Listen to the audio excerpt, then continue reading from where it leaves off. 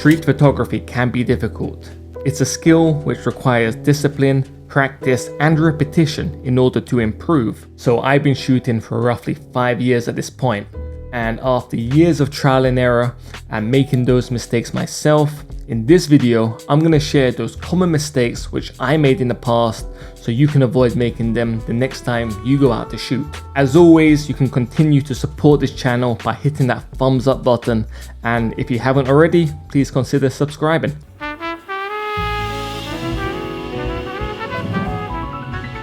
Now, when I started photography, I'd bring every single lens I owned in my bag and I'd head out. I'd always be worried that if I didn't take a specific focal length or if I didn't bring my zoom lens, I may end up missing out on something. Furthermore, whenever I did take a shot, I'd be wondering, would that same shot work better with a 23mm or a 16mm, or should I have used my zoom and took multiple different shots? In all, I was focusing more on the lenses I had on me rather than focusing on composition, focusing on my surroundings, and focusing on actually taking good photos. So my advice is, the next time you go out to do street photography, just take one lens with you and shoot with that lens all day. The good thing about this method is, you really get used to the focal lengths you're using. For example, if you're always shooting with a 35mm, you'll know how a scene will look at 35mm without having to put the camera up to your eye. And this makes it much easier to compose shots or to know when your subject's in exactly the right place. That said, when it comes to travel, I actually advise using a zoom lens instead.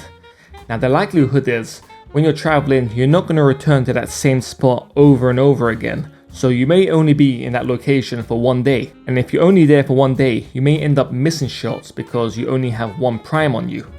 So either have a prime lens which you're really comfortable with, or like I do, I like to take a zoom. So I tend to use the Fujifilm 16-55 when traveling. And if I'm taking architectural shots, I'm at 16mm. If I'm doing street photography, I can be all the way up to 55mm. The main takeaway here is, when you're doing street photography, keep your gear simple. Don't walk around with 20 different lenses in your bag. Just take one lens, really get comfortable with that focal length and shoot with it all day.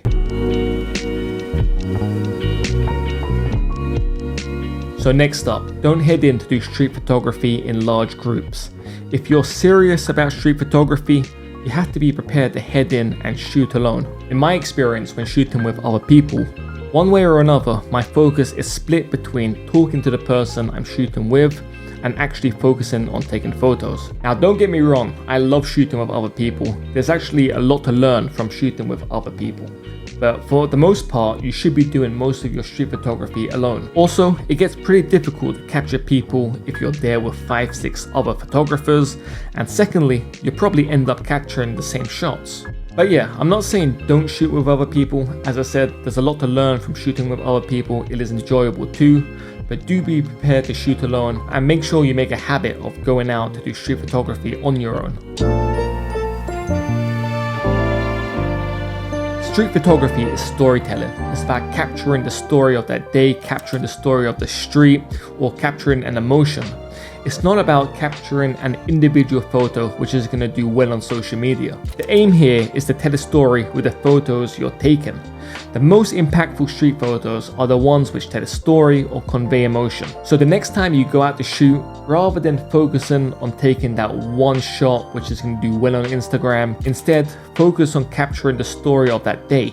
Capture your journey there, capture the small details, capture what you've done, the emotions, all that kind of stuff, because the better you are at storytelling through your photos, the better photographer you're going to be in the long run. From what I see, too many photographers these days are solely focusing on taking that one shot which is going to do well on social media. And the thing about this is, as time goes on and with the rise of AI, those types of shots are going to be really easy to replicate via AI. But telling the story of the day is a different matter, because that's your story and it's something very human and individual. So for me, it's really important to really focus on capturing stories rather than individual images, and telling stories through your photos. So when I first started doing street photography in the early days, I'll just head into central London and walk around aimlessly taking photos. Now this is a really good way to explore your city and find out about your surroundings, but I found my street photography really improved when I started planning out my days. So these days I pick an area, for example Chinatown in central London.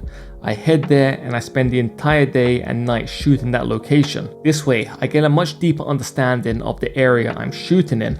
I know all the streets, I know some of the characters who are walking around, I know how the light looks depending on the time of day it is. In turn, as my knowledge of the area increases, so does the quality of my street photos I take there. A lot of success in street photography is about finding interesting locations to capture, so doing a little research beforehand can go a long way. Even when I'm abroad, I'll do some research into good areas to shoot and will aim to spend the majority of my time in those spots. I'm not saying don't be spontaneous, I'm not saying don't be adventurous and walk down those narrow alleys, because I've taken some of my favorite photos that way. But for the most part, as I said, a little research goes a long way. Taking your photos in interesting locations in turn is just going to make your photos look more interesting. Okay, so finally, is to not be so self-critical after a day out shooting. Now we've all been there. After a day out taking photos, we get back, we look through them, and we're disappointed with what we see. Now it's happened to me countless times. It used to get me really down. Like if I went out to shoot for a couple of hours and I didn't come back with some shots I loved, I'll be really disappointed and discouraged. But what I've learned over time is to really enjoy the process of street photography rather than focusing on the end result. Now with street photography, there's always an element of luck or being in the right time at the right place. And you can't control if you're going to be in the right place at the right time, or if the right subject's going to come along, or if the right weather conditions are going to be there. So there's always an element of luck, and you have to just accept that street photography is a slow process. Even the best street photographers are going out every day and shooting constantly. Instead, you got to learn to focus on enjoying your time out doing street photography. Enjoy the process, enjoy being creative out there on the street and capturing the story of the day, and kind of just appreciate being a street photographer, rather than always focusing on the end result. How is it going to be received? Am I going to get a great photo this day? And for me, after I switched to this mindset, I'd actually relieved some of the pressure I put on myself when I went out shooting, and in turn, that led to me getting better photos. These days, if I come away with one good photo from a day out shooting, I'm more than happy. And if I don't take a single shot I'm happy with, I like to think the hours I put in have made me a better street photographer. The main takeaway here is enjoy the process, make mistakes, learn from them, and then go out there and shoot again. So that wraps up today's episode. For those of you who stuck around to the deep end, a huge thanks, I really appreciate it. If you have any tips of your own or any mistakes to avoid, drop those down in the comments down below and I'll make sure to get back to you.